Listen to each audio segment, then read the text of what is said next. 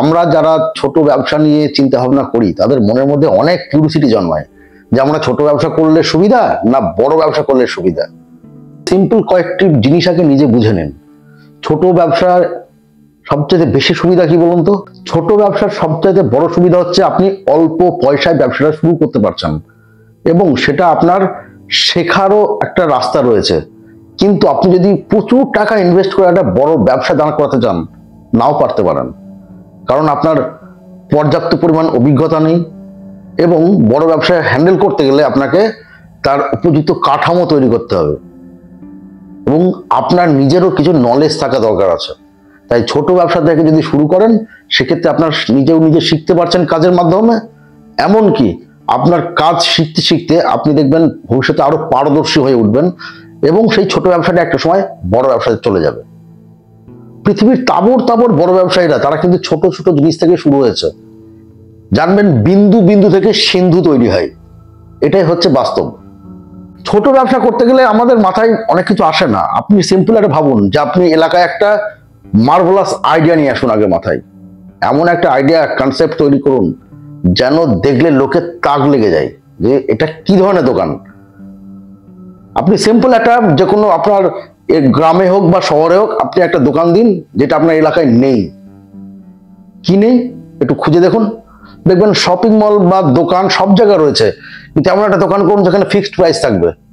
মানে কিরকম, 99 বা 100 টাকায় সব প্রোডাক্ট। আপনার দোকানে যা প্রোডাক্ট থাকবে তার প্রত্যেকের রেট হচ্ছে 100 টাকা। আপনি A to Z দোকানে যা যা প্রোডাক্ট থাকবে সব 100 টাকায় দেবেন আপনি। এবার আপনার মনে প্রশ্ন আছে 100 টাকায় কি সব প্রোডাক্ট সম্ভব দেওয়া? আপনি ঠিক সেই ধরনের বিজনেসটাকে চুজ করবেন যেগুলো 100 টাকাতেই দেওয়া সম্ভব এবং 100 টাকাতে দিলেও আপনার ভালো প্রফিট থাকবে। সিম্পল, আপনি যদি একটা অর্নামেন্টস এর বিজনেস করেন, অনলাইনে গেলেই দেখতে পাবেন 400-500 টাকায় যে কোনো মিনিমাম একটা অর্নামেন্টস এর দাম 300, 400, 500, 1000, 2000 চলছেই। তো আপনার কি মনে হচ্ছে অনলাইনে যে প্রোডাক্টটা শিপিং চার্জ দিয়ে তার এই রেটটা রাখছে সেটার রেটটা কি এটাই? তার প্রফিটটা হিসাব করেছেন আপনি? আপনি সেই প্রোডাক্টটাই আপনার যে কোনো বড় বড় শহরের যেগুলো পাইকারি বাজার আছে সেইখানে গিয়ে আপনি প্রোডাক্টটাকে সেম টু সেম একবার দেখান, দেখুন সেম প্রোডাক্ট আপনাকে দিয়ে দেবে হয়তো 20 টাকায় বা 50 টাকায়। তাহলে আপনি যদি একটা 20 টাকায় বা 50 টাকায় প্রোডাক্ট নিয়ে এসে 100 টাকায় সেল করেন, কত প্রফিট হচ্ছে আপনার? হিসাব আছে আপনার? 100% প্রফিট হচ্ছে, কোনোটাতে 70%, কোনোটায় 50% প্রফিট থাকছে আপনার। তাহলে একটা প্রোডাক্টে যদি মিনিমাম 50% ধরলাম প্রফিট, তাহলে আপনি যদি সেলটা ঠিকঠাক করতে পারেন কত প্রফিট হচ্ছে আপনার পার ডে হিসাব আছে? এবার আপনি ভাবছেন 99 বা 100 টাকার মধ্যে কেন করব? আপনাকে প্রথমেই বলেছি ছোট ব্যবসার প্রথম টিপস হচ্ছে অল্প কিছু দিয়ে শুরু করা। ছোট ব্যবসা যখন করবেন তখন আপনি 1 লাখ টাকা দামের একটা প্রোডাক্ট রাখলে গ্রাহকদের কেনার সংখ্যা খুব কম। আপনাকে প্রথমে বুঝতে হবে যে আপনি একজন ছোট ব্যবসায়ী এবং এমন ব্যবসা চুজ করবেন যেটা গ্রাহক সংখ্যা সবচাইতে বেশি। আপনি যদি এখন প্রচুর মাল্টি মিলিয়নের গ্রাহক খুঁজতে যান সেক্ষেত্রে আপনার বিজনেসের সেল কিন্তু বাড়বে না। কিন্তু যারা মধ্যবিত্ত বা নিম্নবিত্ত ব্যক্তি রয়েছে তাদের কথা মাথায় ভেবে যদি আপনি প্রোডাক্ট রাখেন দেখবেন গ্রাহক সংখ্যা প্রচুর হাই হবে। বাজারের যে আমাদের অর্থনীতি ব্যবস্থা এটা টিকেই থাকে কিন্তু এই মধ্যবিত্ত এবং নিম্নবিত্তদের মার্কেটের উপরে। আপনি যদি তাদের দিকটা খেয়াল করে আপনি একটা 99 বা 100 রুপিজের একটা দোকান করলেন, কেমন হয় ব্যবসাটা? এবার আপনি ধরুন একটা অনলাইনের সাপোজ একটা টি শার্ট দেখালেন যেটা 99-এ আপনার দোকানে পাওয়া যাচ্ছে। অনলাইনে দেখলেন তার দামটাকে দেখছেন যে সেখানে 150 বা 200, 250, 300, 500 আছে। আপনি সেই প্রোডাক্টে খোঁজ করুন যে কত মার্কেটে পাওয়া যায়। আপনি সেম প্রোডাক্টগুলো পাইকারি মার্কেটে যদি স্যাম্পল কপি বা ছবিটা তাদের দেখাতে পারেন তারা ঠিক আপনাকে বলে দেবে যে হ্যাঁ এই কোয়ালিটি প্রোডাক্ট আছে। আপনি সেই সমস্ত প্রোডাক্টগুলো চুজ করে নিন, দিয়ে আপনি আপনার যে দোকানটা করছেন প্রথমে মাথায় রাখবেন দোকানে আপনি একটা টিভি লাগাবেন, এলসিডি এর টিভি। ছোট্ট একটা এলসিডি টিভির খুব বেশি দাম নয়, 7 থেকে 8,000 বা 9,000 টাকা খরচা করলেই একটা এলসিডি টিভি পাওয়া যায়। আপনি দুটো টিভি কোথায় সেট করবেন? যেখানে প্রোডাক্ট ঠিক তার মাঝখানে দুদিকের ওয়ালে সেট করে দিলেন এবং এমন কিছু মডেল বিজ্ঞাপন চুজ করবেন যেগুলো আপনার দোকানে যা প্রোডাক্ট আছে সেইগুলোই তারা ব্যবহার করছে।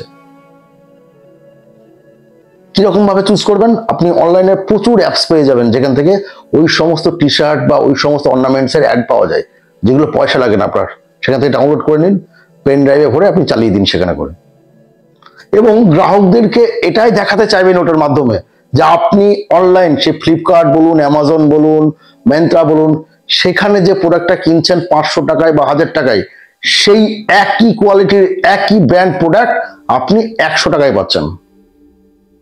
গ্রাহক ভাবতে বাধ্য হবে যখন সে নিজের চোখে দেখতে পাবে যে হ্যাঁ, এতে একই প্রোডাক্ট, একই নাম। অটোমেটিক গ্রাহক এত বোকা নয় যে হ্যাঁ, সে কোয়ালিটিও জানে। কারণ যখন কোয়ালিটির সেম দেখবে, সেম প্রোডাক্ট দেখবে, অটোমেটিক সে আর বার্গারিং করবে না। কারণ সে দেখতে পাচ্ছে 250 টাকার প্রোডাক্টটা 100 টাকায় পাচ্ছে, আর কি চাই তার। তাহলে এটা একটা দিক গেল আপনার বিজনেসের। এরপর আপনাকে যেটা করতে হবে সেটা হচ্ছে দোকান যেটা বানাবেন। আপনি দেখবেন আমাদের গ্রামগঞ্জে বা শহরে যেসব দোকানগুলো হয় না, ম্যাক্সিমামের দোকানের হোর্ডিং যেটা হয়, ম্যাক্সিমাম দোকানের যে হোর্ডিং যেটা হয়, দেখবেন হোর্ডিং এর কোনো জায়গা গ্যাপ ফাঁকা থাকে না, একদম যেখানে পাচ্ছে নাম লিখে দিচ্ছে, যেখানে যা আছে লেখা লিখে যাচ্ছে। আপনি সেটা করবেন না। আপনি কিউরিসিটি বজায় রাখার জন্য আপনি দোকানে ওই যে অফারটা রেখেছেন 100 রুপিস, আপনি হয়তো দোকানের নাম রাখুন 100 রুপিস পার প্রোডাক্ট, যে এখানে সমস্ত প্রোডাক্ট মাত্র 100 টাকায়। কেমন হয়? গ্রাহক দেখলেই অবাক হবে যে এখানে সমস্ত প্রোডাক্ট 100 টাকায়। অটোমেটিক দোকানে ঢুকতে বাধ্য হবে, কারণ সবারই একটা কিউরিসিটি আছে মনের মধ্যে। এইবার আপনি করবেন কি, দোকানে যে ডেকোরেশনের জিনিসটা, এইটা আপনাকে মেন চিন্তা ভাবনা করতে হবে। দোকানের ডেকোরেশনটা করবেন এত সুন্দর যাতে করে গ্রাহক গিয়ে শান্তি পায়, একটা মনের স্যাটিসফ্যাকশন যেন তৈরি হয় তার প্রোডাক্টটা আনতে গিয়ে, যে না, এখানকার পরিবেশটা খুব সুন্দর। যে কোনো শপিং মলে গিয়ে দেখবেন যে সেখানে চারিদিকে ওয়ালে কাঁচ লাগানো থাকে এবং এত সুন্দর স্লো মিউজিক চলে যে গ্রাহকরা গেলে সেখানে গিয়ে ভুলে যায় বাইরের কথা। এবং তারা যে সমস্ত প্রোডাক্টগুলো দেখে না, তারা ওখানে গিয়ে ট্রায়ালের মতো করে দেখে নেয় প্রোডাক্টটা গায়ে দিয়ে, কারণ আয়না থাকলে তার দেখতে সুবিধা। তো আপনি চেষ্টা করুন আপনার যে ফাউন্ডেশন যেটা করছেন দোকানের, আয়নাটাকে একটু বেশি করে সেট করা, খুব বেশি খরচা নাই। কারণ আয়না হচ্ছে এমন একটা জিনিস যে দোকানের অটোমেটিক উজ্জ্বলতা বাড়িয়ে দেয় এবং গ্রাহকদের মধ্যে একটা উন্মাদনা তৈরি করে দেয়। এনভায়রনমেন্ট কিন্তু একটা বিজনেসের বড় ফ্যাক্টর। এরপর আপনি যেটা করবেন, আমাদের গ্রামে গঞ্জে খেয়াল করে দেখেছেন, অনেক শহরেও দেখতে পাবেন, ছোট দোকান মানে একদম গলা পর্যন্ত মাল ভরে রেখে দিল, গ্রাহকদের দেখানোর জায়গা নেই। গ্রাহক বললো একটা টি শার্ট দিন বা একটা চুড়িদার বার করুন বা একটা চুড়ি দিন তো আমাকে, এই চুড়িটা, সে একদম বস্তা থেকে টেনে বার করছে খুঁজে খুঁজে। এরকম গাদা গুচ্ছের করে মাল ভরবেন না। আপনি চেষ্টা করবেন দোকানটাকে ফাঁকা রাখার, একটা স্পেস রাখার, যাতে করে গ্রাহক নিজে হাতে প্রোডাক্টটা দেখতে পারে। তো আপনি যদি প্রোডাক্টটা দোকানের মধ্যে অল্প অল্প করে স্যাম্পল হিসাবে 2-1 পিস করে রাখেন, বাইরে আপনি একটা ছোট্ট জায়গা রাখলেন যেখানে আপনার সেই প্রোডাক্টগুলো একটা জায়গায় রাখা থাকলো, তাহলে আপনি যে গ্রাহক যে প্রোডাক্টটা পছন্দ করলো, আপনি সেইটার নম্বর দেখে সেখান থেকে প্রোডাক্টটা বার করে দিলেন। তাহলে গ্রাহকরাও শান্তি পেল প্রোডাক্টটা দেখে, আপনিও নিজে ডেলিভারি দিতে শান্তি পেলেন। আপনি যদি গ্রামের মানুষ হন, তাহলে শহরের অঞ্চলে গিয়ে দেখবেন যে কোনো শপিং মলে আপনি ধরুন শপিং করেছেন আপনার পরিবারের জন্য 2000 বা 3000 টাকার নিয়েছেন, কাউন্টারে গেছেন, বিল করছেন, দেখবেন যিনি বিল করছেন উনি কিন্তু সাথে সাথে আপনাকে অফার জানিয়ে দেয়। কিরকম অফার জানায়? আপনি 3000 টাকার জিনিস কিনেছেন, দিদি আপনি যদি আর 500 টাকার জিনিস কেনেন, বা দাদা আপনি যদি আর 1000 টাকার জিনিস কেনেন, তাহলে এর সঙ্গে আমাদের একটা ট্রলি ব্যাগ ফ্রি আছে বা একটা ডিনার সেট ফ্রি আছে, যেটা আপনি 2000 টাকার ডিনার সেট মাত্র 200 টাকায় পাবেন। গ্রাহক ভাবতে বাধ্য হয়ে গেল, ওই ব্যাগ হাতে করে গ্রাহক চিন্তা ভাবনা করছে যে আমি যদি এত কিছু কিনলাম আর 500 টাকার জিনিস কিনি, তাহলে তো এর সঙ্গে এটা ফ্রি পেয়ে যাব। গ্রাহক 2-3 মিনিট চিন্তা করতে না করতেই চলে গেল একটা জিনিস কিনতে। একবার টিপসটাকে ফলো করুন, 500 টাকা একটা প্রোডাক্ট তার কিন্তু বেরিয়ে গেল, সাথে যে গিফটটা দিল সেখান থেকেও তার কিছু একটা প্রফিট আছে, তার মানে দুদিক থেকে তার ইনকামটা হয়ে গেল। এগুলো টিপস আপনাকে মাথায় রাখতে হবে। আরো কিছু টিপস আপনি ফলো করবেন বড় বড় জায়গায়, যেগুলো হচ্ছে 4টে জিনিস কিনুন বা 4টে সাবান কিনুন, তার সঙ্গে একটা ফ্রি পান। তো 4টে শ্যাম্পু কিনুন, একটা শ্যাম্পু ফ্রি। কি মনে হচ্ছে শ্যাম্পুটা আপনাকে ফ্রিতে দিয়ে দিল? 4টে দামটা এত সুন্দর করে রাখা আছে যে ওই একটার দাম তো কোনো গায়ে বাঁধবে না তার। আপনি সেই স্টেপটাকেও রাখুন। 5 পিস কোনো অর্নামেন্টস কিনলো, আপনি তাকে দিয়ে দিন যে আপনি 5 পিস যদি এই অর্নামেন্টস কেনেন বা এত টাকার বাজার করেন, তাহলে আপনি সাথে করে এই জিনিসটা সম্পূর্ণ ফ্রিতে পাবেন বা এই জিনিসটা হাফ দামে পেয়ে যাবেন। বা কোনো একটা 1000 টাকা দামের প্রোডাক্ট আপনি 200 টাকায় পেয়ে যাবেন। তাহলে গ্রাহকের মনের মধ্যে একটা আনন্দ থাকবে যে সে এত কিছু কিনলো, তাহলে আরেকটা কিনে নিলে সে তারা ভালো জিনিস পেয়ে যাচ্ছে কম দামে। অটোমেটিক গ্রাহক সেও গিয়ে বাইরে গিয়ে প্রচার করবে যে এখানে এই জিনিসটা কিনলে অফারটা দিচ্ছে। অনেকে আবার লাকি কুপনের মতো চালু করে দেয়, দেখবেন বড় বড় শপিং মলে, যে আপনি এই তারিখে আপনি যদি এই প্রোডাক্টগুলো কেনেন আমাদের এই অফার চলছে, আপনি এইগুলো পাবেন। এরা করে সবগুলো। তো আপনি এই টিপসগুলো নিজের ব্যবসায় খাটাতে পারেন। আপনার যে ছোট ব্যবসাটাকে আপনি ছোট ভাবে দেখবেন না কখনো, আপনি ভাববেন যে বড় বড় শপিং মলগুলো তাদের কোন টিপসগুলো কাজে লাগাচ্ছে, আপনি সেইগুলোকে ফলো করুন। আপনি তাদের মতো কোটি কোটি টাকা ইনভেস্ট করার দরকার নেই, আপনি তাদের টিপসগুলোকে কাজে লাগাবেন জাস্ট নিজের ব্যবসায়। এবার আপনি একটা দোকান করলেন, তার প্রোডাক্ট চুজ করবেন, কারণ প্রোডাক্টটাই তো গ্রাহক কিনবে, আপনি এনভায়রনমেন্ট নাই তৈরি করলে। এবার প্রোডাক্টটা কিভাবে আনবেন? আপনার যা পছন্দ নিজের প্রোডাক্ট, সেটা তো আমার বা আরেকজনের নাও পছন্দ হতে পারে। এবার আপনি ভাবছেন আপনার বাড়িতে মা বোন দাদা দিদি রয়েছে, এদের সঙ্গে প্রোডাক্ট চুজ করে নেবো। আরে মশাই, তাদের চুজ করা প্রোডাক্টটা তো সামনের ব্যক্তিটা নাও পছন্দ হতে পারে, তাহলে আপনি প্রোডাক্টটা চুজ করবেন কি করে? সবচাইতে বড় ব্যাপার কিন্তু এটা।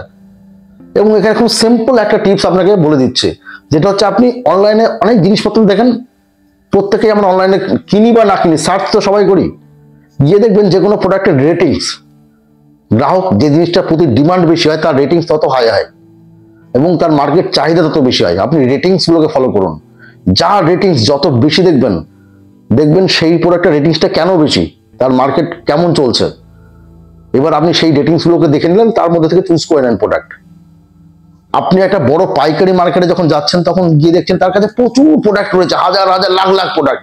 আপনি তো তত রাখতে পারছেন না, কারণ আপনার ছোট ব্যবসা, ছোট কাউন্টার। আপনি জাস্ট তার থেকে 200-500 প্রোডাক্ট তুলুন, যেগুলো আপনি দেখছেন মার্কেট চাহিদা, সেই অনুযায়ী প্রোডাক্ট তুলুন। তুলে সেইগুলো আপনার স্টোররুমে খুব সুন্দর করে কিছু পুতুলের উপর সেই প্রোডাক্টগুলো সাজান, যাতে করে গ্রাহকরা বাইরে থেকে দেখতে পায়। দোকানের সামনেটাকে একদম ঘিঞ্জি করবেন না কোনো সময়ের জন্য, যে গ্রাহককে গিয়ে আপনাকে ভিতরে ঢুকে প্রোডাক্ট দেখতে হচ্ছে। চলতি রাস্তা দিয়ে যাবে, গ্রাহক প্রোডাক্ট দেখতে পাবে।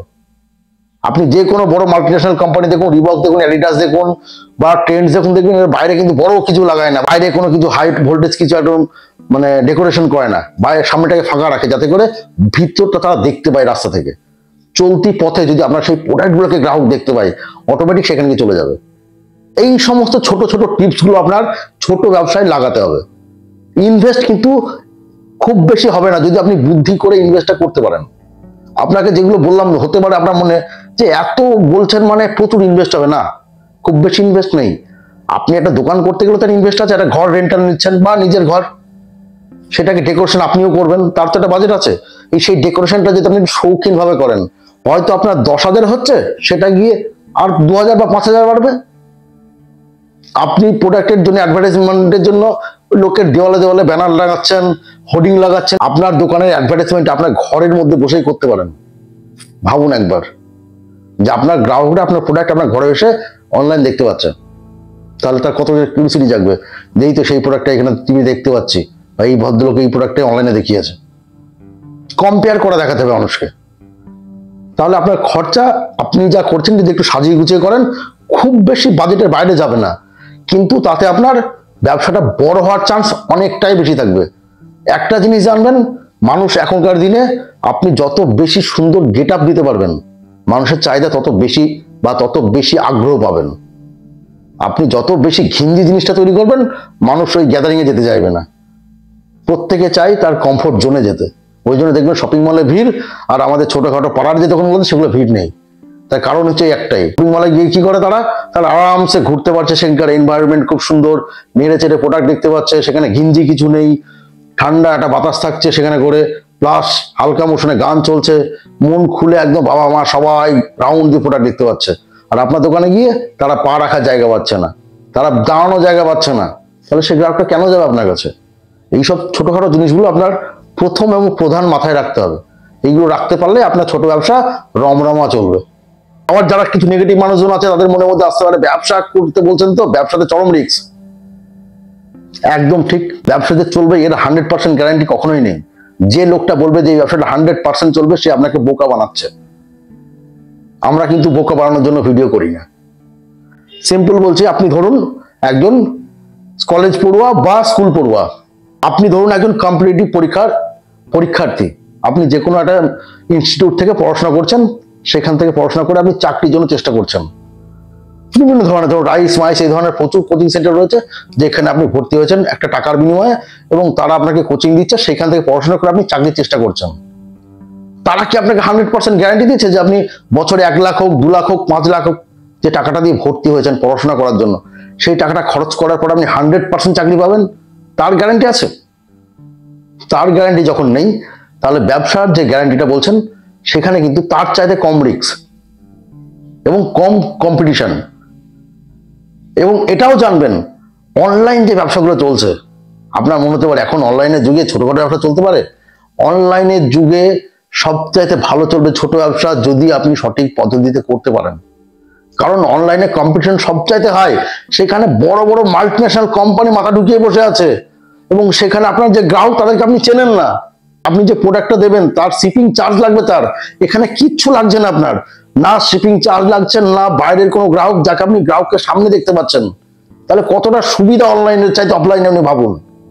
অনলাইনের ক্ষেত্রে কি হয়, তাদের বিজ্ঞাপন করতে হয় বড় বড়, আপনি ফেসবুক বলুন, ইনস্টাগ্রাম বলুন বা গুগল বলুন, তাদের বিজ্ঞাপন করতে হয় এবং প্রচুর খরচা তাতে।